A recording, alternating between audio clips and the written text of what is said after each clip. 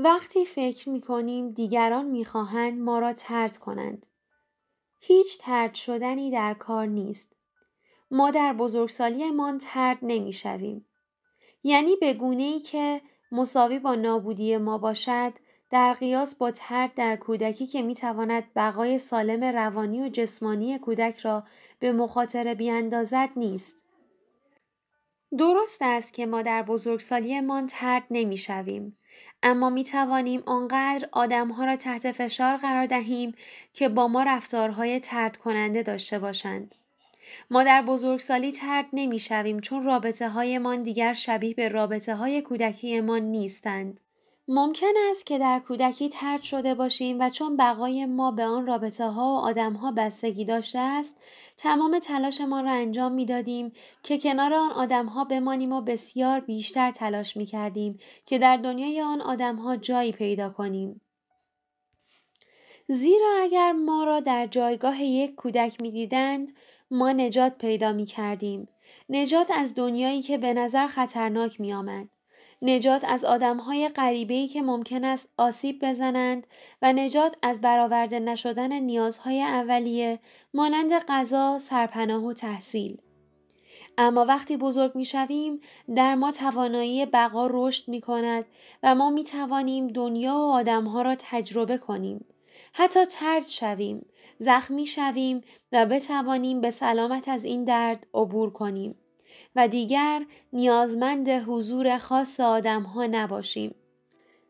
وقتی بزرگتر می‌شویم، نجات ما به حضور آدم خاصی وابسته نیست و اگر بخواهیم حقیقت زندگی را ببینیم، متوجه خواهیم شد که نه تشویق آدم‌ها خیلی ضروری و مهم است و نه نادیده گرفته شدن از طرف آنها. انگار آدم‌ها شبیه به رابطه‌هایی می‌شوند که ما مدام تجربه می‌کنیم تا رفتارها و توقعات کودکیمان کمرنگ و کمرنگ‌تر شوند و شبیه‌ترین به خودمان شویم، بدون وابستگی و احتیاج به شخص خاصی. ما در بزرگسالی خود رابطه‌هایی را تجربه خواهیم کرد که شاید شخص مایل به ادامه نباشد. شاید رابطه کار نکند و شاید به هر دلیلی رابطه سرد شود و کم کم تمام شود. این اتفاقها برای روابط می‌افتد و حالا با سنی که ما داریم می توانیم با این احتمالات ناخوشایند کنار بیاییم و اگر نتوانیم با فراز و فرودهای روابط و آدمها کنار بیاییم، شبیه به کودکی بیقرار می شویم که سعی می کند با رفتارهایی طرف مقابل را نگاه دارد و هر زمان که تلاشها برای بقای رابطه کودکانه باشد، فرد مقابل کلافه و خشمگین می شود. از این توهم بیرون بیاییم که دیگران ما را طرد می کنند. ما فقط در کودکیمان می توانستیم طرد شویم، چون طرد شدن نوعی احتیاج به حضور شخصی خاص داشتن است و ما در بزرگسالی نیازمند حضور خاصی نیستیم، اما می توانیم به نحوی دیگران را تحریک کنیم که ما را از خودشان دور کنند.